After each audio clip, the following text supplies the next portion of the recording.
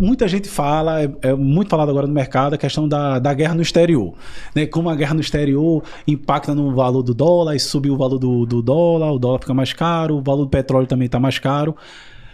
Mas como isso influencia na prática? Assim, o que é isso na prática? Porque todo mundo diz, não, teve guerra no exterior, vai aumentar o petróleo e vai aumentar tudo. Mas na prática, como é que isso gira até chegar o aumento do preço no mercado lá, quando você vai comprar? Vamos lá, vamos devagarzinho, né? Botando cada tijolinho no seu ponto. Primeiro lugar, você fez uma colocação. Quando a gente tem uma guerra, a gente aumenta o preço do petróleo.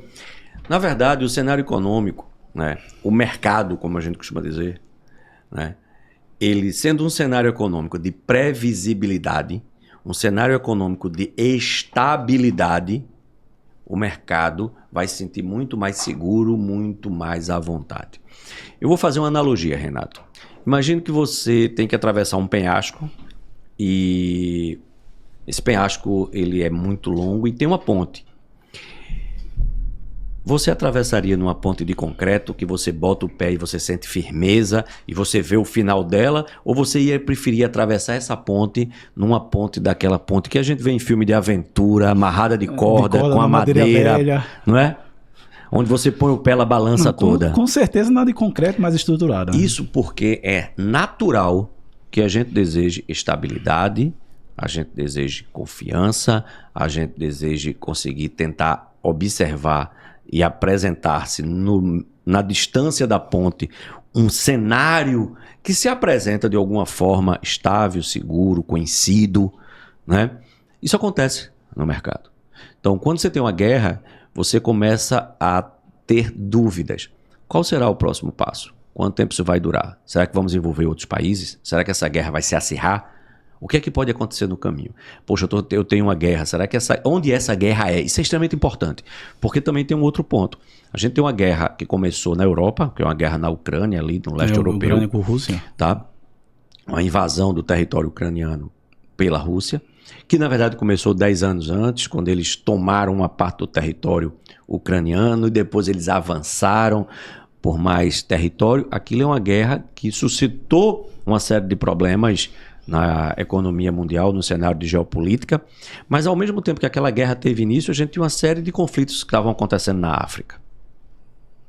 Mas a gente não estava falando daqueles conflitos na África, não estou desmerecendo a importância em termos de vidas humanas, etc., mas a gente não estava falando de nenhum país com, por exemplo, uma bomba atômica.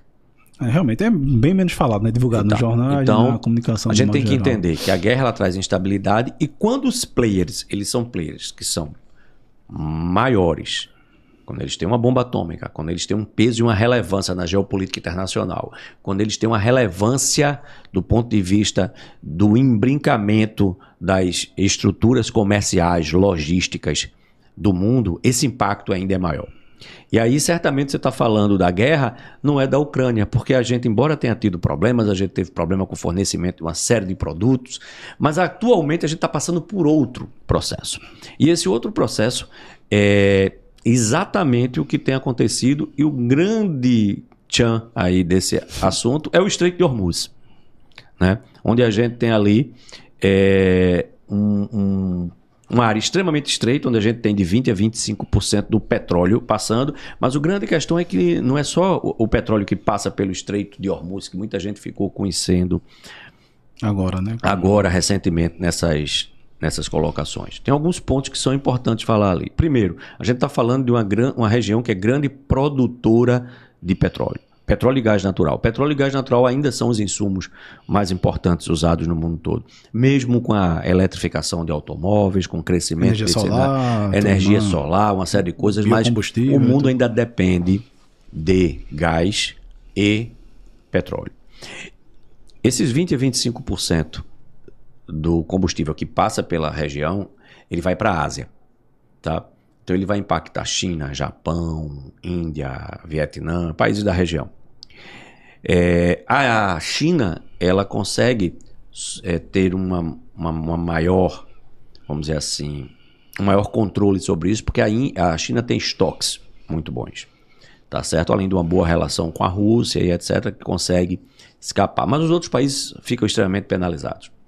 Mas esse conflito, ele começa a trazer problemas, porque a gente tem a maior parte da produção mundial de petróleo localizada naquela região. E a gente está falando de uma commodity que está na base de todas as cadeias logísticas. Porque se o produto ele não for um produto que carece de um insumo derivado de petróleo, ainda assim, os seus insumos vão viajar pelo mundo carregados nos ombros do petróleo. Porque toda a logística mundial se movimenta a partir de petróleo. Você não vai ter trens, grandes navios, tá? Que funcionem a energia solar. Eles vão funcionar com combustível derivado de petróleo.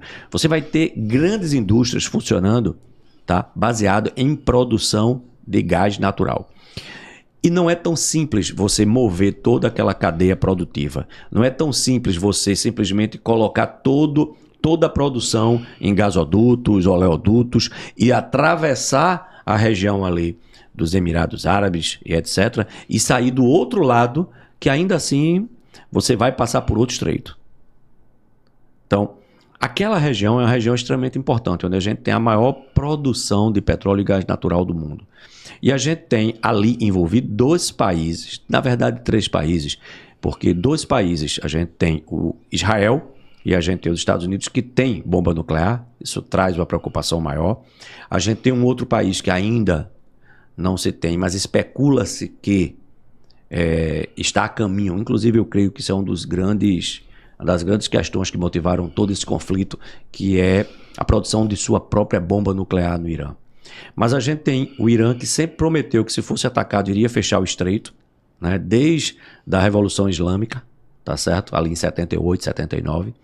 E ele mostrou que pode fechar, consegue fechar e que para o trânsito, e aí detalhe, esse trânsito não é só de petróleo e gás, porque aí tem um outro problema. Quando você traz instabilidade para aquele local, você tem toda uma logística ali que trafega por ali, levando por outros países. E é uma logística que agora a gente tem que começar a pensar que ela não é mais impactada apenas pelo Estreito de Hormuz, pelos navios cargueiros que passam por ali. A gente também está falando de todos os aviões que passam com mercadorias, com passageiros e que tem...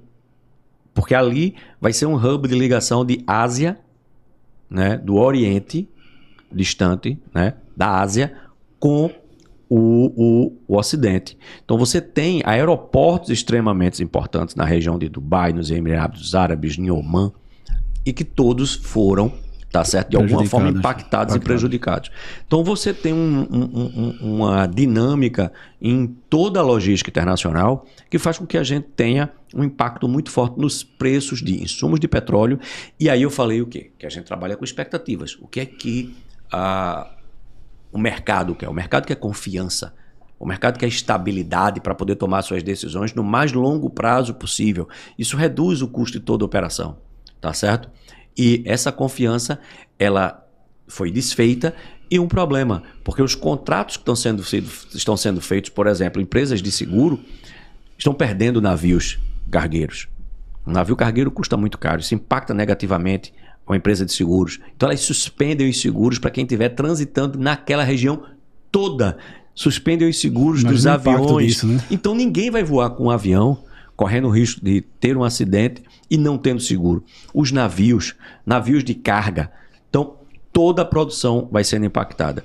E nós vivemos num mundo com as cadeias totalmente ajustadas e onde a gente relaciona países diversos que às vezes a gente não pensa que estão ali dentro do mesmo processo produtivo. Isso acaba elevando os custos de todas as operações do mundo, principalmente porque é aquele ponto que a gente fica olhando. A gente fica olhando lá, o preço do barril de petróleo subiu 15%, baixou 10%, subiu... É que todo dia sai do jornal, né? Aumenta exatamente. o preço. Então, contratos vão sendo feitos a partir da expectativa de que aquele aumento no barril de petróleo vai impactar o processo inflacionário no mundo todo.